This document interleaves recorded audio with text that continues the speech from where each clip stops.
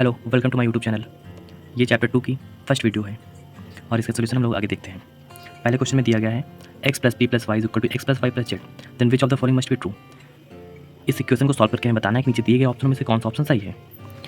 आप में से बहुत से लोगों ने इस क्वेश्चन को सॉल्व कर लिया होगा कि बहुत ईजी क्वेश्चन है, लेकिन फिर भी हम आपको बताते हैं इसको कैसे करना है। पहले हम लोग इक्वेशन नोट डाउन कर लेंगे।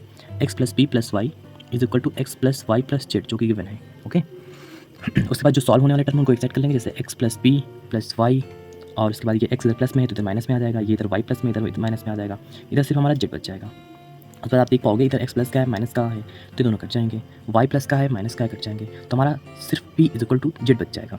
और हम लोग देख लेंगे किस ऑप्शन में p is equal to Z है। तो आप देख पा रहे हो तो हमारा डी ऑप्शन जो कि Z is equal to p है वही सही होगा। ओके अब हम लोग बढ़ जाते हैं सेकंड क्वेश्चन की तरफ। Second question, which of the following expression stands for the area the rectangle so below. और हम लोग को उसका जो आंसर देना है वो स्क्वायर यूनिट में देना है। तो अगर आप ध्यान से देखो तो यहाँ पे बताया गया है 3 इसकी विड्थ है और इतना ही साइड्स की एक्स और इतनी 2 है, यानी ओवरऑल जो हमारी लेंथ है, यानी विड्थ हमारी जो हो जाएगी वो 3 हो जाएगी और जो हमारी लेंथ निकल के आएगी वो निकल के आएगी x प्लस 2। और हम लोग से पूछ रहा है एरिया। हम लोग से क्या पूछ रहा है? हम लोग से पूछ रहा है एरिया, और एरिया हम लोग का होता है रेक्टेंगल का, आपको पता होगा area of rectangle is equal to L into B, यानी length into breadth. Length given हम लोग को x प्लस 2, इसको हम लोग ब्रैकेट में लिख लेंगे।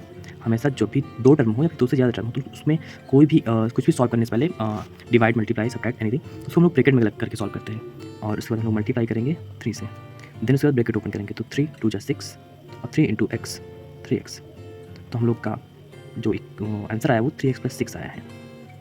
और इसको हम लोग देख लेंगे तो अगर आप देखो ध्यान से तो इसमें 3x प्लस 6 तो नहीं है, लेकिन आप अगर देखो तो जो हमारा बना है 3 इंटू एक्स प्लस 2 वही ऑप्शन में है, तो हम लोग का डी ऑप्शन सही हो जाएगा। ओके ठीक है। अगला third question, correct consider the expression x to the power m square minus 1 plus 3x की पावर m बाई 2। और हम बताया गया where m is a constant, जहाँ पे m हमारा कांस्टेंट है, और कह रहा for what value of m will be expression B cubic polynomial. ठीक है, तो कह रहा है m की किस वैल्यू के लिए जो है ये क्यूबिक पॉलिनोमियल होगा। और आपको पता है क्यूबिक पॉलिनोमियल वो पॉलिनोमियल होता है जिसकी हाईएस्ट पावर, मतलब जिस एक्सप्रेशन की हाईएस्ट पावर 3 हो वही हमारा क्यूबिक पॉलिनोमियल होता है। ओके तो हम लोग देख लेते हैं इसको सॉल्व करके। पहले हम लोग एक क्वेश्चन लिख लेते हैं, x की power m square minus 1 plus 3x की पावर m बाई 2 नोट कर लिया है। अब इसके बाद हम लोग इसको सॉल्व करेंगे। हम लोग को इनमें से किसी की पावर क्या करनी है? पावर 3 करनी है। तो अगर इसको हम लोग ऐसे सॉल्व करेंगे तो थोड़ी दिक्कत आ सकती है, इसलिए हम लोग इसके जो ऑप्शन हैं उसका यूज़ करते हैं। ऑप्शन हम लोग के दिए गए हैं, अगर आप ध्यान से देखो तो -2 -1 1 और 2। ओके तो हम लोग इसमें से कोई भी ऑप्शन चूज़ कर सकते हैं, लेकिन हम लोग चूज़ वो करेंगे जो थोड़ा से तो मतलब सेंस दे, राइट। तो हम लोग को पता है पॉलिनोमियल हम लोग का नेगेटिव नहीं होना चाहिए, मतलब मीन्स नेगेटिव एक्सपोनेंट वाला जो होता है टर्म वो पॉलिनोमियल नहीं होता है। तो हम लोग इसमें एक क्यूबिक पॉलिनोमियल लेना है, इसकी वजह से हम लोग ऐसा कोई टर्म नहीं लेंगे जिससे कि हमारी पावर नेगेटिव हो जाए, इसलिए -2 तो नहीं लेंगे, क्योंकि हम -2 अगर ले लिए तो m के प्लेस से -2 पुट कर देंगे, फिर 2 से 2 कैंसिल हो जाएगा और -1 यानी एक्सपोनेंट हमारा नेगेटिव हो जाएगा, और नेगेटिव एक्सपोनेंट होता नहीं पॉलिनोमियल में, तो ये ऑप्शन तो हम ले नहीं सकते। सेम इसके साथ भी है, तो इसका भी यूज़ हम लोग नहीं कर सकते। हम लोग 1 का यूज़ कर सकते हैं या फिर 2 का यूज़ कर सकते हैं, लेकिन जब हम लोग 1 का यूज़ करने जाएंगे तो यहाँ पे 1/2 यानी कि वैल्यू हमारी फिर से फ्रैक्शन में आ जाएगी। और उसके बाद अगर चलो ठीक मान भी लिया, चलो ठीक है, फिर यहाँ पे हम लोग जब देखेंगे तो 1 - 1 0 हो जाएगा, तब भी हमारा क्यूबिक पॉलिनोमियल नहीं बनेगा।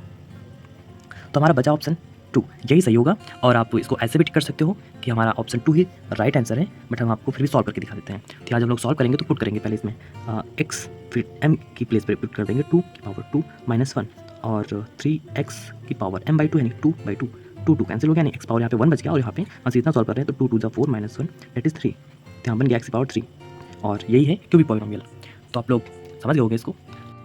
ओके हम लोग नेक्स्ट क्वेश्चन देखने वाले थे, लेकिन हुआ ये कि थोड़ा से स्टोरेज प्रॉब्लम फ़ोन में आ गया था, तो वीडियो जो बनना बंद हो गई थी। सो चलो ठीक है, मैंने स्टोरेज क्लियर कर लिया। हम लोग नेक्स्ट क्वेश्चन देखते हैं।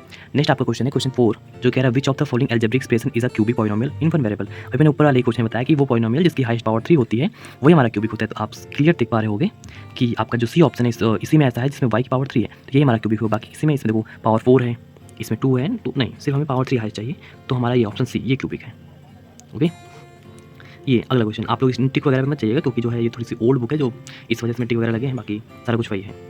तो अगला बोला गया √2 is a polynomial of degree. अगर √2 एक पॉलिनोमियल होता, मतलब होता क्या है, क्योंकि सभी नंबर अपने पॉलिनोमियल होते हैं, उसमें कुछ चीज़ें जो कि हिडन रहती हैं, तो उसकी डिग्री क्या है। तो अभी आपको इसमें ना तो ये पॉलिनोमियल दिख रहा होगा ना, तो इसकी कोई डिग्री दिख रही होगी। पॉलिनोमियल के लिए क्या चाहिए? पॉलिनोमियल के लिए चाहिए हम लोग के पास होने चाहिए कुछ टर्म्स जिसमें हमारा इंक्लूड होना चाहिए वेरिएबल्स वगैरह लाइक दिस, बट सॉरी थोड़ा सा, तो हम लोग का √2 था, और इसमें अगर आप ध्यान से देखो तो कुछ नहीं है, लेकिन अगर मैं इसमें x की पावर 0 लिख दूँ तो x की पावर 0 का मतलब होगा 1, यानी कि √2 के साथ मल्टीप्लाई होगा 1, तब भी आंसर आएगा √2 ही। √2 पे की वैल्यू पे कोई फ़र्क भी नहीं पड़ा, और हमने x की पावर 0 भी इंक्लूड करते हैं, जो कि शो करता है कि ये एक अलजेब्रिक एक्सप्रेशन है। और इस तरह से इसकी जो है डिग्री क्या हो जाएगी, 0 हो जाएगी। किसी भी कांस्टेंट टर्म की, कोई भी constant term 1 2 3 any constant term, उसकी जो जब भी आपसे कोई अगर डिग्री पूछेगा तो डिग्री 0 होगी, क्योंकि इन सब के साथ x की पावर 0 लगा होता है। ठीक है, तो इसमें आप टिक कर दोगे x की पावर 0 को। ओके, अगला क्वेश्चन 6 हमारा बोल रहा है डिग्री ऑफ द पॉलिनोमियल। तो जो डिग्री होती है पॉलिनोमियल की वो होती है उस टर्म की सबसे हाईएस्ट पावर। तो इसमें x की पावर 4 है, 3 है, 5 है, इसमें 1 है, तो ओवरऑल 5 सबसे हाईएस्ट है, तो इसमें 5 हो जाएगा।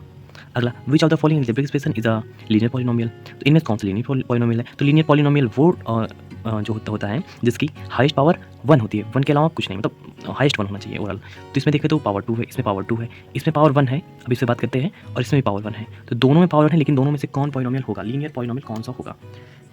तो अगर आपको मैं बताऊँ 3x - 1/x की, जो कि लिखा हुआ है ये 3x - 1/x, ये लिखा हुआ है। तो इसमें अगर आप लोगों ने पढ़ा होगा तो आपको पता होगा कि इसकी x की पावर 1 है, सबको पता है।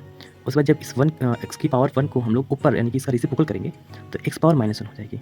और आपको पता है कि जो हमारा पॉलिनोमियल होता है उसका एक्सपोनेंट जो है नेगेटिव नहीं होना चाहिए। तो इसमें तो नेगेटिव एक्सपोनेंट हो गया है, जो कि यहाँ पे नहीं दिख रहा था, लेकिन जब एक्चुअल में हम लोगों ने रेसिप्रोकल किया तो नेगेटिव हो गया। इसका मतलब ये है कि ये हमारा पॉलिनोमियल नहीं है, इस वजह से हमारा आंसर भी नहीं होगा। हमारा आंसर होगा 3x, सिर्फ आंसर होगा 3x, जिसके ऊपर पावर 1 है, और पावर 1 वाला ही टर्म हमारा लीनियर पॉलिनोमियल होता है। तो ये हमारा सही जवाब होगा।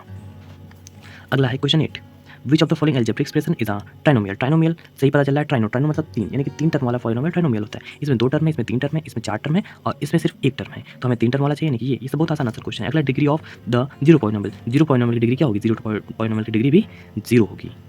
क्या होगी? 0। तो किस को लग रहा था कि अगर पॉलिनोमियल 0 तो उसकी डिग्री भी 0 होगी?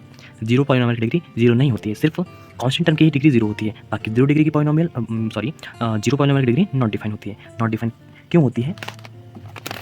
क्योंकि जब हम लोग जीरो पॉलिनोमियल को देखते हैं तो जीरो पॉलिनोमियल यानी कि जीरो हमारा, जीरो को हम लोग जीरो पॉलिनोमियल बोल सकते हैं। अगर इसमें हम लोग x की पावर 0 लिखेंगे तो हमारा जो है, जैसे बहुत लोग सोचे होंगे कि जीरो पॉलिनोमियल की डिग्री 0 ऐसे जैसे कांस्टेंट टर्म की होती है, तो उसको इससे होगा क्या कि जब हम लोग 0 × 1 करेंगे तो 0 आ जाएगा। ओके, जैसे यहाँ पे कोई फ़र्क नहीं पड़ रहा था ना कांस्टेंट टर्म पे, तो वैसे ही यहाँ पे कोई फ़र्क नहीं पड़ रहा है। तो वैसे अगर आप हम लोग x की पावर 1 भी ले लें तब भी कोई फ़र्क नहीं पड़ेगा, क्योंकि 0 × x = 0। और ऐसे ही हम लोग चाहे x की पावर एनीथिंग ले लें, x की पावर मान लो हमने 10 ले लिया, तब भी 0 × x की पावर 10 = 0। यानी कि हम लोग 0 × x की पावर एनीथिंग, इन्फिनाइट कुछ भी ले लें, 0 ही हमारा आंसर आएगा। इसलिए जो 0 की पावर होगी वो 0 ना होके नॉट डिफाइन होगी। क्या होगी? Not define. ओके, सो अब अगला जो सेक्शन है वो सेलेक्ट रिस्पॉन्स क्वेश्चन है, जो कि मैं तो अभी नहीं करा रहा हूँ, बाकी अगर आप लोग कहोगे तो मैं कराऊंगा। ओके, अभी हम इससे सेलेक्ट रिस्पॉन्स क्वेश्चन को छोड़ के हम लोग बढ़ते हैं वेरी शॉर्ट की तरफ। ठीक है, हम लोग करेंगे वेरी शॉर्ट्स को, और आप अगर कहोगे तो मैं सेलेक्ट रिस्पॉन्स क्वेश्चन और ये आपके जो असर्शन रीजन है इनको भी कवर करूँगा। अदरवाइज मैं MCQ और आपके वेरी शॉर्ट वगैरह कवर करूँगा। बाकी अगर आप लोग को मतलब कोई जैसे कोई आगे पढ़ रहा है या फिर कोई क्वेश्चन पढ़ रहा है इस बुक का, वो नहीं समझ में आता तो आप उसके लिए कमेंट कर सकते हो। कमेंट कैसे करना है? आपको बताना है जहाँ पर आप पढ़ रहे हो उस पेज का पेज नंबर और जो क्वेश्चन में डाउट है उस क्वेश्चन को, और जो ऐसे पूछेगा तो मैं जब भी नेक्स्ट वीडियो बनाऊंगा, चाहे जिस टॉपिक पे बनाऊं या फिर जिस चैप्टर को बनाऊं, मैं उस पर्टिकुलर क्वेश्चन को मैं उस वीडियो में जरूर कवर करूंगा। ठीक है, तो आप लोग को जो भी डाउट रहे उस फ़ोन में बहुत ज़्यादा बार स्टोरेज की प्रॉब्लम आ रही है, इस वजह से बार कैमरा बंद हो जा रहा है। सो आज हम ये वीडियो वैसे भी काफ़ी लंबी हो गई, तो आज के लिए हम इस वीडियो को यहीं पे एंड करते हैं। अगली वीडियो जल्द आएगी। जैसे मैंने इस वीडियो को अपलोड किया और उस पर आपने अच्छा खासा सपोर्ट दिखाया, शेयर किया और कमेंट वगैरह किया, तो नेक्स्ट वीडियो जल्दी आएगी।